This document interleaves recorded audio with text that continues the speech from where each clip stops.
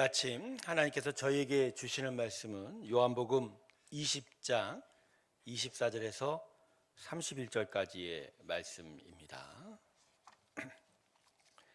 요한복음 20장입니다. 24절에서 31절 사이의 말씀입니다.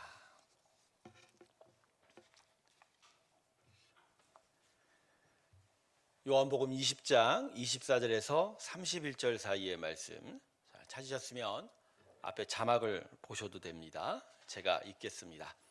12 제자 중에 하나로서 디두모라 하는 불리는 도마는 예수께서 오셨을 때 함께 있지 아니한지라. 다른 제자들이 그에게 이르되 우리가 주를 보았노라 하니 도마가 이르되 내가 그의 손 못자국을 보며 내 손가락을 그 못자국에 넣으며 내 손을 그 옆구리에 넣어보지 않고는 믿지 아니하겠노라 하니라. 여드레를 지나서 제자들이 다시 집 안에 있을 때 도마도 함께 있고 문들이 닫혔는데 예수께서 오사 가운데 서서 이르시되 너희에게 평강이 있을지어다 하시고 도마에게 이르시되 내 손가락을 이리 내밀어 내 손을 보고 내 손을 내밀어 내 옆구리에 넣어보라. 그리하여 믿음 없는 자가 되지 말고 믿는 자가 되라. 도마가 대답하여 이르되 나의 주님이시요 나의 하나님이시니이다. 예수께서 이르시되 너는 나를 본고로 믿느냐? 보지 못하고 믿는 자들은 복되도다 하시니라.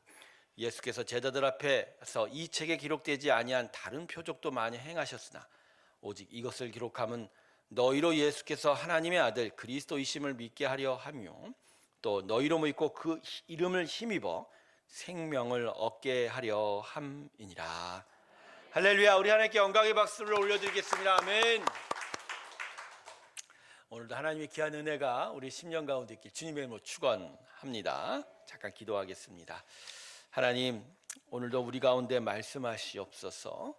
귀로 듣는 자가 되지 말게 하시고 심령이 듣고 또 기억하고 새기는 은혜를 허락하여 주시옵소서. 감사드리며 예수님의 이름으로 기도드립니다. 아멘. 오늘 주일을 교회 절기, 교회력으로는 종료주일이라고 그러죠.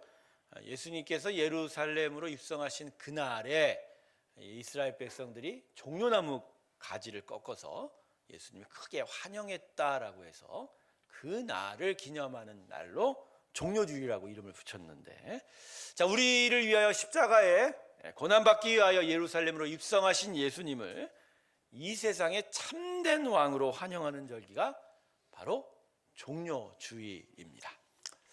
그런데 예수님 당시의 그날은요, 사실 환영이 아니라 배반의 날이었어요. 그날에 물론 환영하는 모습들이 있었습니다. 이스라엘 백성들이 예루살렘 들어오는 예수님을 향하여 자신들의 겉옷을 다 벗어서 길가에 다 깔아놓았고 종려나무 가지를 꺾어서 크게 환영을 했죠. 그리고 뭐라고 외쳤습니까? 호산나, 우리를 구원해 주십시오. 이렇게 해서 열렬히 소리 질렀지만, 그죠? 일주일이 채 지나지 않아서 예수님을 향하여 뭐라고 외쳤습니까? 예수를 십자가에 못 박아라, 못 박아라. 소리치고야 말았습니다. 그 시작은 자신의 왕으로 열렬히 환영했지만 그 끝은 십자가에 못 박으러 소리친 날. 그래서 그날의 종려주일은 자신들의 왕으로 오실 분을 환영한 날이 아니라 배반한 날이에요. 배반한 날. 그래서 여러분, 이 교회력으로 종려주일은요, 우리에게 일종의 영적 각성, 되돌아봄의 의미가 있는 거예요. 그날에 그 이스라엘 백성처럼 우리도 예수님을, 우리의 왕으로 오신 예수님을 정말 환영하고 있는가, 아니면 배반하고 있지는 않은가, 이걸 진단하고 또 되돌아보는, 되새기는 게 이 종려주일의 의미라는 것이죠. 자, 그러면 성도 여러분, 이스라엘 백성들에게 그날 그 종려주일의 실패가 나타난 이유가 무엇일까요? 여러 이유들이 있을 거예요. 근데 그 중에 가장 중요한 부분이 그들의 신앙의 초점과 자세가 예수님이 오신 그 길과 맞지 않았다는 거예요. 즉, 이스라엘 백성이 추구하는 초점, 구원을 추구하는 초점과 자세로는 결국 예수님이 오르신 십자가는 어리석은 거예요. 그래서 결코 십자가를 선택할 수 없었다라는 것이죠. 여러분, 우리가 이 종료주일에 있어서 분명하게 구별해야 될 게 뭐냐면 이스라엘 백성이 예수님을 향하여 호산나 우리를 구원하소서 그러면서 막 열렬히 환영한 이유가요, 예수님이 가르치고 선포한 천국복음 메시지 때문이 결코 아니라는 거예요. 3년 반 동안 계속 공생애 동안 온 이스라엘 돌아다니면서 천국이 가까이 왔으니 너희가 회개하라. 그리고 산상수훈과 같은 여러 가르침을 통해서 천국은 바로 이런 것이다라는 것을 계속 가르쳐 주셨거든요. 그러니까 천국에 대한 메시지를 이스라엘 백성이 알아요.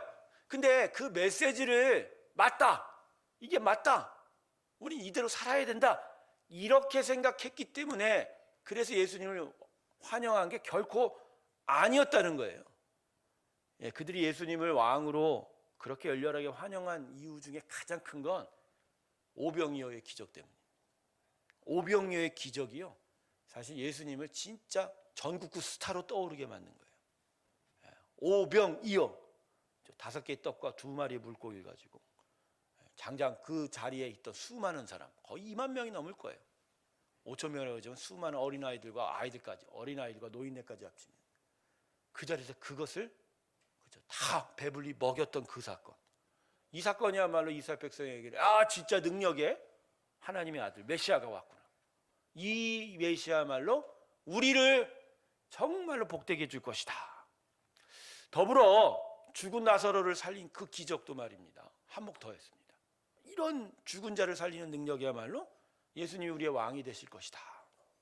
그러니까 드러난 기적과 그리고 그 기적을 통해서 우리에게 얻어질 그 이익에 대한 그 초점과 자세가 참된 왕으로 오신 예수님을 결국 십자가에 못 박아버리는 배반의 역사를 만들어내게 되었다는 거예요. 여러분, 이스라엘 사람들은요, 하나님을 섬김에 있어서 하나님을 섬긴 게 아니라 하나님께서 주실 이익을 쫓은 거예요. 이게 아주 중요한 부분이에요. 그러니까 신명기 말씀처럼 하나님을 마음과 뜻과 정성을 다하여 사랑하기보단 그분이 목자되어 주시는 그 이득, 그 인도, 그 보호, 그 공급, 거기가 신앙의 초점이 있는 거고, 그것을 얻으려고 하는 것이 그들의 기본적인 신앙의 자세가 되었다는 거예요. 근데 여러분, 이 이스라엘 백성의 실패는요, 근본적으로 타락한 인간의 실패의 샘플입니다. 자, 여러분, 타락 전에 사람의 기본적인 삶의 방식은요, 하나님과 동행하고 하나님을 의지하는 거예요. 그러니까 에덴 동산에서 아담과 하와가 살았던 방식은 그러니까 하나님과 함께하는 거예요. 그리고 그분을 의지하는 게 기본적인 삶의 방식. 가령 우리 갓난아기들 스스로 뭘 하지를 못하죠? 그 우리 갓난아기의 기본적인 삶의 방식이 뭐죠? 엄마 품에 같이 있는 거예요. 엄마하고 떨어지면 울지 않습니까? 그 엄마를 의지하는 거죠. 엄마가 주는 것을 바라고. 그러니까 아담의 기본적인 삶은 하나님과의 동행, 하나님의 기본적인 하나님과의 관계, 의지였다. 근데 이게 타락한 후에 하나님을 잃어버리니까 하나님을 잊었어요. 잃어버렸어요. 그러니까 그들의 삶의 기본 방식이 다르거든요. 그러니까 사람의 타락한 이후의 기본 방식이 뭐죠? 하나님을 의지하는 방식이 없어지고 스스로 무엇을 얻고 스스로 무엇이 되어야 돼요. 그래야 살 수 있으니까. 우상을 섬기는데도 이게 극명하게 드러납니다. 사람은 신이라고 섬기고 이게 맞아 진리야라고 우기지만 실제로 우상 앞에 절하면서 바라는 게 뭐죠? 그 우상이 참된 신이요 진리가 관심 있는 게 아니라 내가 도대체 이 우상으로 인해서 무엇을 얻고 내가 무엇이 될까? 이게 초점인 거예요. 그러니까 이스라엘 백성이 바로 이런 자세로 살았던 거예요. 하나님은 이스라엘 백성을 당신의 동행자로 부르시고 당신의 복을 주신다고 얘기하셨죠. 아브라함을 통해서 얘기하셨잖아요. 그러니까 나를 의지해라, 내가 너희를 책임지겠다라고 얘기한 거죠. 근데 이스라엘 백성은 이걸 버린 거예요. 이걸 고치지 못한 거예요. 여전히 하나님을 섬김에 있어서 내가 하나님으로 인하여 무엇을 얻을까? 무엇이 될 수 있을까? 여러분, 이런 점에서요, 이스라엘 사람들은요, 참된 하나님을 섬기고 예배하는 것 같이 보였지만 실상은 우상숭배였던 거예요. 우상숭배. 여러분 좀 충격을 받으셔야 되는데 이스라엘 사람들은요, 하나님을 우상 중에 하나로 섬긴 거예요. 여러분, 그랬기 때문에 솔로몬 시대의 성전에 하나님만 섬긴 게 아니에요. 수많은 우상들이 그 안에 다 들어갔어요. 지성소 안에. 이스라엘 사람들이 보통 동네에서 자신의 마을에서 산당에서 제사를 드렸거든요. 산 위에 언덕에서. 이거 하나님이 정말 싫어하셨는데 그 하이플레이스라고 산당이 무슨 일을 한 줄 아십니까? 수많은 우상들을 가둬놓고 그 안에 하나님이 같이 있는 거예요. 그러니까 여호와나 아세라나 바알이나 바브릿이나 수많은 우상들이 동일한 거예요. 똑같이 섬긴 거예요. 뭘 바라면서? 내가 절할 테니까, 내가 섬길 테니까 나한테 뭘 달라. 내가 뭐 좀 되고 싶다. 이런 거예요. 그러니까 이스라엘 사람들에게는요, 사실 메시아 대망이 있었어요. 하나님의 아들이 오시면 우리가 어떤 큰 구원의 역사를 얻을 것이다. 그런데 이스라엘 사람들은 하나님의 아들 오심이 중요한 게 아니에요. 그가 오면 나한테 뭘 해줄까? 그가 오시면, 그 아들이 오면 내가 무엇을 얻을까? 이게 초점이었던 거예요. 그러니까 여러분 이런 초점을 갖고 있다가 막상 예수가 오셨는데 예수가 아무것도 안 해요. 뭐 로마와 항거하든지 뭐 이스라엘 백성에게 큰 나라를 세워줘 이런 일을 하지 않아요. 왜냐면 뭐라고 하죠? 회개하라 그러고 심령이 하나님의 나라가 오기를 바라는. 그러니까 예수가 자신들의 기대와 다른 것을 알자 바로 십자가에 못 박아버려요. 가룟 유다가 대표적이에요. 가룟 유다는 다른 11제자와는 달리 유다 출신이에요. 그러니까 뭔가 로마 제국의 통치 밑에서 어떤 물리적이고 육체적인 나라를 바랬던 사람이에요. 어떤 권세를 바랬던 사람. 근데 예수와 3년 동안 동행하면서 결론이 뭐냐? 아, 이 예수는 그걸 원하는 나라가 아니구나. 이 예수야말로 진짜 하나님의 아들인 건 맞는데 이 예수님이 일으킬 나라는 그게 아니구나. 그걸 깨달은 순간 유다는 은30에 예수를 제사장 무리에게 팔아 넘긴 거예요. 그러니까 하나님의 아들이 아니어서 팔아 넘긴 게 아니라 내가 얻을 거와 기대와 다르니까 그냥 버린 거예요. 여러분 이스라엘 백성이 지금 가지고 있는 초점이 이거예요. 자, 이런 점에서 아기 예수가 예루살렘 성전에 처음 나타났을 때 보통 이제 태어나면 7일 만에 8일 만에 할례를 받고 성전에 가서 예배를 드려야 돼요. 바로 그 예수가 그렇게 성전에 나타났을 때 아기 예수를 기다렸던, 그래서 하나님께 찬양을 올렸던 시므온이 있어요. 여러분 근데 시므온이 어떤 사람이에요? 말씀을 통해서 메시아를 보낼 것하는 하나님의 약속을 끝까지 기다렸던 거예요. 그러니까 무엇을 얻고자 자기가 무엇이 되고자 하는 그렇게 사는 사람이 아니라 하나님의 뜻이 그대로 온전히 말씀대로 이루어지기를. 그러니까 예수님이 이 땅에 오신 것을 기록한 복음서가 시므온의 사건을 기록한 건 바로 이 시므온과 같은 초점과 자세가 바로 하나님이 원하시는 자세다. 하나님이 원하시는 신앙의 초점이라는 것을 분명하게 밝혀주고 있는 거예요. 자, 오늘 말씀은 이러한 신앙의 자세와 초점에 대해서 강조하고 있습니다. 아주 분명하게 얘기하고 있죠. 여러분 예수님의 옆구리에 내가 손 집어넣고 손가락 집어넣어서 내가 확인을 해야겠다는 도마에게 예수님이 찾아오셔서 뭐라고 말씀하셨죠? 자, 본문 29절 한번 보세요. 본문 29절 보세요. 여러분 우리 본문 29절 같이 한 목소리 읽어드릴까요? 읽어주십시오. 같이 읽습니다. 시작.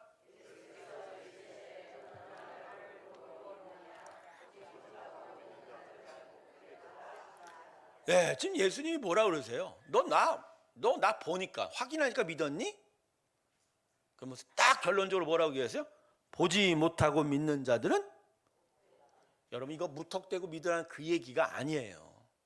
무턱대고 맹종하라 이런 얘기가 아니고요. 성경이 계속적으로 가르쳐 있는 기본 원리를 예수님이 반복하신 거예요. 여러분 성경이 계속해서 가르치고 있는 바른 신앙의 초점과 자세가 무엇일까요?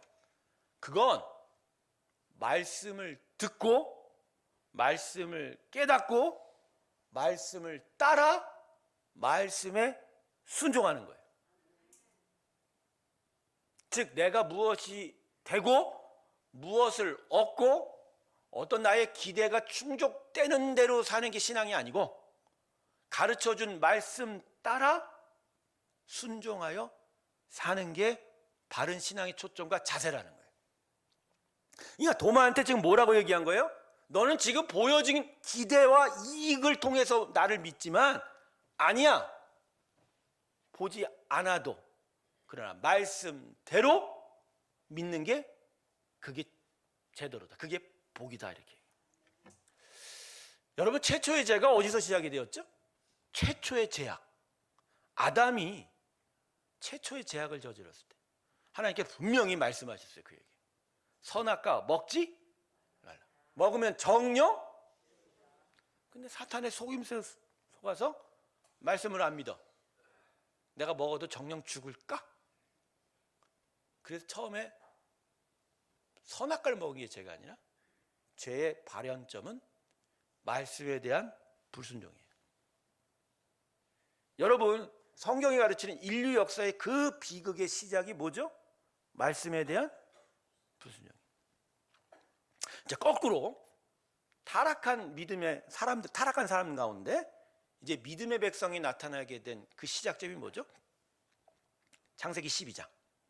아브라함 부를 때 하나님께서 어떤 뭐 기적을 보여주셨어요? 많은 돈을 주시면서 너 저 가나안 땅 가라 하셨어요? 뭘 하셨어요? 말씀을 주셨어요. 가나안 땅으로 가라. 거기서 복의 근원이 되라. 할렐루야. 그게 약속의 말씀인 거예요. 자, 여러분, 이스라엘 백성이 가나안 땅에서 이방인들과 구별될 수 있었던 게 무엇 때문일까요? 자, 무엇으로 이스라엘 사람이 이방 족속과 구분이 된 거예요? 야, 그들은요 8일 만에 성기의 표피를 잘라내는 할례로 구별된다고 얘기하고, 그리고 우리에겐 성전이 있다. 하나님 외면 성전이 있으니까 난 이걸로 구별된다 얘기하는데, 여러분 아니에요. 하나님은 그걸로 이스라엘 백성을 이방 족속과 구별한 적이 없어요. 그들에게 신앙의 삶을 위하여 도와준 것뿐이지 그게 그들의 구별이 아니에요. 그들에게 하나님이 너는 나의 백성이요 나의 거룩한 제사장의 나라와 거룩한 나라라고 구별한 이유는, 그 중요한 부분은 말씀이 있었던 거예요. 말씀이 있었던 거예요. 하나님의 말씀을 따르고 순종하고 그 뜻대로 살아가는 그것이 바로 이스라엘 백성이 이방 족속과 다른 거예요. 그래서 베드로 사도가 제가 좀 전에 언급했지만 하나님의 백성을 뭐라고 불렀어요? 거룩한 나라.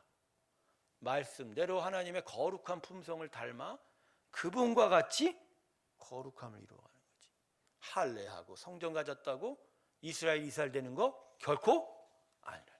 여러분, 그래서 애굽에서 이스라엘 백성을 구원해 낼 때 그들을 바로 8일 만에 뭐 한 몇 주만 가면, 사실 일주일도 채 안 걸려요. 가나안 땅을 바로 빼지 않았어요. 그들을 어디로 데려가셨어요? 시내산 앞으로 데려가셨어요. 그리고 거기서 십계명을 주시고 말씀, 언약, 율법을 주시고, 그리고 그들이 그것을 기억하고 그것을 깨닫고 그것대로 살아가는 훈련을 하게 한 이유가 바로 이건 거예요. 이스라엘이 되려면 뭐가 필요하다? 말씀이 필요하다. 그리고 또 이스라엘 백성이 나중에 나라를 잃어버리고 가나안 땅도 잃어버리고 바벨론 땅으로 포로로 끌려가지 않았어요. 여러분, 왜 포로로 끌려갔을까요? 여러분 그거 아세요? 성전에서의 제사가 끊어진 적은 없어요. 이스라엘 백성이 하나님을 섬기는 걸 포기한 적은 없어요. 수많은 우상 중에 하나로 섬겼지만 말입니다. 이건 무슨 얘기냐? 하나님이 이스라엘 보실 때 가장 중요하게 보신 건 하나님의 말씀대로 사느냐예요. 그 말씀대로 순종하며 그 뜻을 이루어 가느냐예요. 이게. 여러분, 요나 선지자 때 저 북방 이방의 나라 니느웨에 요나를 가서 하루 밤 만에 반나절 말씀을 선포했는데 그들이 가축마저 회개했었어요. 근데 이스라엘은 도대체 이게 뭐냐는 거야. 그렇게 많은 복을 줬는데도 불구하고 말씀을 안 들으니, 끊임없이 참고 또 참았는데 안 들으니 마지막에 징계의 회초리를 둘 수밖에 없는 거예요. 자, 제가 지금 몇 가지를 읽어드렸죠. 자, 이스라엘 백성의 그 모든 구원의 역사에 관통하는 가장 공통적인 주제가 뭐예요? 하나님의 말씀인 거예요. 자, 그들은 무엇을 하나님 걸 받고 얻고가 중요한 게 아니라 그들이 말씀대로 사느냐. 그래서 여러분, 신명기의 언약이 중요한 게, 시내산에서 하나님께서 이 백성에게 뭐라고 말씀하셨냐면 나는 너희의 하나님이 될 거야. 그러나 너는 나의 백성이 되라. 나는 너희를 책임질 거야. 이 얘기는 뭐냐면 너한테 뭘 달라, 뭐 되겠다 이런 생각 필요 없어. 난 너희가 원하는 데 할 거야. 내가 원하는 대로 살려줄 거야. 그러나 너는 나의 말을 듣고 나의 가르침을 따라 살아라. 할렐루야. 그래서 여러분, 성경은요, 바른 신앙의 초점은 하나님의 말씀을 듣는 거 있고, 바른 신앙의 자세는 말씀에 따라 순종하는 거 있다고 계속하여 가르치고 있는 거예요. 여러분, 사람은요, 아담의 타락 이후에 눈에 보이는 것으로 결정하고 살려고 합니다. 보는 것이 전부라고 생각하는 거죠. 보는 것으로 모든 것을 결정하려고 그러죠. 그죠? 그래서 아담이 죄를 지을 때 뭐 어떻게 표현하고 있죠? 창세기가 먹음직도 하고 보암직도 하고 지혜롭게 할 만큼 탐스럽게. 그러니까 말씀을 심령에 기억하면서 쫓아간 삶이 버려지기 시작하고 어디에 흔들린 거예요? 눈에 보는. 자, 아까 이제 시내산 앞에서 끌고 가서 하나님께서 훈련시켰다고 했는데 결국 이스라엘 백성에게 가르친 게 뭐죠? 눈이 아니라 진리를 기억하는 이 심령으로 살게 만든 거죠. 네. 하나님께서 시내산에게 이스라엘 백성에게 하신 일은 바로 말씀이, 이 진리가 이 심령에서 그 인생을 그렇게 끌고 가는 삶을 훈련시키라. 그래서 시편 1편이 뭐라고 해요? 복 있는 자는 뭐라고 그래요? 그렇죠. 복 있는 자가 말씀을 따라가는 자라고 얘기하는 거예요. 여호수아에게도 뭐라고 말씀하셨죠? 네가 주야로 율법을 묵상하라. 네, 그거예요. 그래서 신명기 6장 쉐마라가 나오는 거예요. 율법의 핵심이 뭐죠? 쉐마, 들으라. 근데 뭘 들으라? 뭐? 네, 말씀. 근데 뭐라고 하죠? 네, 너의 하나님을 마음과 증거가 뜻으로 선하라. 그 말씀을 들어야 해요. 여러분, 눈으로 보여지는 기적으로 사람이 변하지 않습니다. 여러분 동의하세요? 변화는요, 보여지는 기적이 아니라 마음에 새겨진 진리로 일어나고 나타나게 돼요. 여러분, 암만 홍해가 갈라지고 뭐 반석에서 물이 나오고 만나와 메추라기가 하늘에서 계속 떨어져도 이스라엘 백성 변했어요, 안 변했어요? 안 변했잖아요. 그러나 예수님이 뭐라고 하셨어요? 심령이 가난한 자는 천국이 저희, 암만 어렵고 힘들어도 이 심령 안에 하나님을 찾으면 그의 나라가 그 가운데 나타나는 변화가 나타난다. 여러분, 그런 거예요. 신앙은 진리를 따라가는 삶이에요. 무엇을 얻고 무엇이 되고자의 그 기대와 이익 따라가는 게 아니에요. 신앙은 믿음의 삶은 성경을 읽고 그 말씀이 우리 안에서 계속 인도하는 대로 그것을 쫓아가고 그것을 따라가는 것이고, 그리고 하나님과 함께 하나님과 기도하며 그 진리가 우리를 계속 끌고 가도록 간구하는 게 우리 신앙의 자세다. 성도 여러분, 우리들의 신앙의 초점과 자세가 지금 어떻습니까? 그날의 이스라엘 백성처럼 종려나무 가지를 열렬히 흔들고 있는 것처럼 보이지만 뭔가 내가 얻고 싶은 것들을 쫓아가는 정도의 그런 단계로서만 예수님을 쫓아가고 계시는지, 아니면 하나님의 말씀 그것을 심령에 새기며 그 가르침대로 계속 쫓아가고 그렇게 응답하고 살아가고 있는, 여전히 도마와 같이 보고 만지고 그래서 무엇을 얻고 무엇이 되어야만 지금 하나님을 믿고 계십니까? 여러분, 그렇다면 우리는 매 순간 그날의 이스라엘 백성의 실패처럼 하나님을 부인하는 자들이 될 수밖에 없습니다. 근데 여러분, 이 진리가 우리를 끌고 가야 돼요. 왜냐하면 하나님은 보이지 않는 영이시기 때문에요. 그분은 보이지 않아요. 근데 왜 보고 만지는 것을 계속 추구하면 보이지 않는 하나님과 충돌할 수밖에 없어요. 여러분, 지금도 보이는 하나님을 찾으십니까? 만지는 하나님을 찾으세요? 근데 그분은 그런 걸로 안 오시거든요. 그분은 우리 심령의 말씀으로 오십니다. 할렐루야. 말씀. 여러분, 하나님께서는 우리를 당신의 뜻대로 인도하시고 만들어 가시는 분이지 우리가 원하고 바라는 대로, 우리가 되어가고자 하는 대로 안 하세요. 근데 그걸 추구하면 계속 하나님과 부딪힐 수밖에 없는 거예요. 그러니까 신앙생활에 어느 정도 가다가 좀 재미가 없어지고 실증이 나고 지루하고 뭔가가 이 안에 뭔가 기쁨이 사라지는 이유가 뭔지 아세요? 하나님이 기쁨을 안 주서가 아니라 하나님이 주시고자 하는 기쁨과 내가 찾는 기쁨이 다른 거예요. 그러니까 재미가 없는 거지. 자꾸 무언가 되고자 하고 얻고자 하는데 그런 식으로 신앙이 작동하지 않거든요. 내 신앙의 변화, 내 심령이 변화가 되고 하나님 뜻대로 살아가는 일들로 계속 하나님 끌고 가시는데 나는 무언가 하나님 주실 줄 알고 뭔가 나를 만들어 주실 줄 알았는데 그게 안 되는 거예요. 여러분, 이러면 이스라엘 사람의 실패가 나타나는 거예요. 처음엔 열렬히 주님을 환영했지만 그 마지막엔 크루시파이 힘, 십자가의 예수를 못 박아라. 이 얘기가 나오는 거예요. 여러분, 우리가 개신교가 이 천주교 로만 카톨릭이라고 하는데 이 동방정교회도 마찬가지예요. 왜 이들을 이단이라고 얘기하죠? 여러분, 천주교 이단이라고 안 하는 사람 진짜 문제예요. 천주교 큰형님 아닙니다. 이단입니다. 왜 이들이 이단이죠? 이들은요, 보여지는 것으로 사람의 믿음을 발생시키려고 그래요. 네, 보여지는 것. 여러 미사들, 성만찬들, 또 신부에 대한 고해 성사까지도, 마리아 숭배까지도, 그죠? 우상 만들지 말고 우상을 만들어 놓아. 근데 이런 걸 통해서 믿음을 만들어 가려고 그래요. 거룩한 분위기를 통해서 뭔가 내가 마치 경건해지는 듯한 느낌을 받게 하고 정해진 예식과 행사에 참여함으로써 스스로 의롭다고 만들게 하고 이 마음의 작용과는 전혀 상관없어요. 보고 만질 수 있는 우상과 기도문을 통해서 뭔가 신적인 기운을 내가 얻는 듯하게 만드는 거예요. 그럼 이런 걸 통하면 무언가 내가 얻고 내가 무언가 된 듯한 착각을 만드는 거예요. 여러분, 우리의 예배가 이런 거 아니에요? 찬양을 부르고 하나님과 함께 예배할 때 마치 내가 거룩해지는 듯한 느낌을 받죠? 여러분, 그건 가짜예요.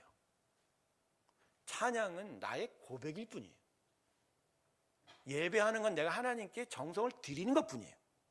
그게 나를 의롭게 만드는 게 아니라 나를 의롭다 하신 하나님의 말씀을 믿고 그리고 그 말씀대로 살아가는 게 의로운 거예요. 할렐루야. 막 거룩한 찬양을 부르면 마치 내가 뭐가 된 듯해요? 금요 예배 때 막 성령 충만하게 찬양하면 마치 내가 성령 충만해요? 제가 이번 금요일 예배 때 그랬죠. 성령 충만은 순종이라고. 어떤 특별한 기운을 받아서 성령 충만이 아니라 내 안에 하나님의 말씀 따라 순종하면 그게 충만케 되는 거야. 할렐루야. 근데 이러한 이단들이 무엇을 만들어가는 거예요? 이 심령 안에 말씀으로 변화되어 하나님의 뜻을 쫓아가는 것을 만들어내지는 않고 무언가 자꾸만 쉽게 얻을 수 있고 될 수 있게 만드는 걸로 자꾸만 착각하게 만든다는 거예요. 이런 이단들이 대부분 말씀 안 가르쳐요. 소수의 성직자들만 말씀을 소유하고 있는 거예요. 말씀을 안 가르쳐요. 결국 이런 이단들이 성도들을 어떻게 만들죠? 바보로 만드는 거예요. 바보 말입니다. 계속 보여지는 것을 강조하면서 그런 것들로 그들의 만족을 채워주면서 우매하게 만들고 소수의 사람들이 끌고 가는 거예요. 이게 바보인 거예요. 여러분, 이단이 왜 문제예요? 결국 바보로 만들어서 결국 그들에게 있는 모든 것을 다 빼어가는 거예요. 교회는 그런 데가 아니에요. 교회는 각각의 심령들이 하나님의 말씀을 따라 진리를 쫓아가게 만드는 거예요. 그래서 그들이 진짜 하나님을 아는 지식에 충만케 되고 그래서 진짜 지혜로운 자가 되게 하고 각각의 스스로가 하나님 앞에서 온전하게 사는 진리의 삶을 만들어갑니다. 할렐루야. 교회가 왜 타락하죠? 말씀 안 가르쳐요. 보여지는 외형으로 사람의 종교심을 발생하는 거예요. 그러면서 그 안에서 가르치는 게 교회 생활이지 성경의 진리가 외면되는 거예요. 한국교회 문제가 됐던 게 뭐죠? 이게 뭐냐면 성도들이요, 목사가 대신 신앙생활하게 만들어요. 뭔만 일이 있으면 목사님 기도 부탁하러 왔습니다. 그냥 갈 때마다 마음에 한 구석이 있어요. 아, 내가 같이 기도해 주는 건 마땅한 거예요? 아, 목사님 우리가 이런 일이 있는데 같이 기도해 주십시다. 이건 맞는 말인데, 근데 대부분의 성도들이 그 기도 제목 가져올 때 뭐라고 그러죠? 자기는 기도 안 해. 나보고 기도해 달라는 거야. 그냥 마음에 아니, 누구든지 예수의 이름으로 기도하면 하나님이 응답하시는데, 기도의 나눔을 위해서 와서 같이 기도해 달라고 하는 건 맞는 얘기인데, 본인은 안 하고 나를 신앙생활 시키려고 그래요. 왜? 근데 여기에 목사가 취해. 왜냐면 대신 신앙생활 시키면서 뭐가 와? 뒤에 돈 봉투가 오니까. 그리고 목사가 아주 목사 성직자 아니에요. 직업적 소명으로 여기에 있는 것뿐이에요. 근데 거기에 목사들이 재미 들리면 대신해 주죠. 자꾸만 안수해 주고 기도해 주고 마치 이룬 것처럼 보여주고 마치 자기가 능력의 종이라고 생각하고, 그러면서 교인들을 어떻게 만들어요? 우매하게 만들어요. 니들은 다 나를 통해서 복을 받는 거야. 내가 해줄 거야. 그러면서 그런 목사들이 결국 뭐라고 얘기해요? 예수 믿으면 뭘 얻을 수 있어, 뭐가 될 수 있어, 이 얘기를 하지. 그들 안에 진리가 들어가고 말씀이 들어가고 말씀을 쫓아가서 하나님의 거룩한 자들로서 각각이 하나님 앞에 세워져 가는 일들이 없어져. 그러니까 목사가 무당이 되는 거예요. 무당. 전 무당 아닙니다. 저는 무당이 아니라 여러분들을 가르쳐요. 말씀을 가르치는 거예요. 그리고 여러분이 스스로 하나님 앞에 서게 하는 점입니다. 할렐루야. 근데 계속 성도들은 교회 오면 뭘 원해요? 하나님, 내가 무엇을 얻고 싶어요. 뭐가 되고 싶어요. 힘과 권세를 얻고 싶어요. 그 길이 뭐죠? 그걸 좀 알려주세요. 신앙의 초점과 자세가 이제는 바뀌어야 됩니다. 두 가지를 말씀드릴게요. 시간이 좀 지나갔는데, 우리의 구원이 무엇을 위한 건지를 분명하게 하세요. 하나님이 우리를 예수의 십자가의 그 고귀한 보혈의 피로 구원한 건 나의 탐욕과 내가 원하는 걸 이루기 위함이 결코 아닌 거예요. 날 구원하신 건 하나님 뜻대로 살아가게 하고, 그래서 하나님 나라를 이루어가고, 그걸 위해서 우리를 구원하셨음을 기억하시기 주님으로 축원합니다. 이게 우리의 신앙의 초점이에요. 오늘 마음의 중심에 내가 하나님께 무엇을 원하고 무엇을 받을 수 있을까에 초점이 있다면 이거 버리셔야 돼요. 나의 신앙의 초점은 내가 무엇을 얻고 무엇이 되고자 함이 아니라 하나님의 거룩한 백성으로 하나님 나라를 이루고 복음을 전파하고 하나님의 귀한 교회를 세우는 것이 우리의 신앙의 초점이 되어야 할 것입니다. 두 번째, 스스로 하나님 앞에 서십시오. 스스로.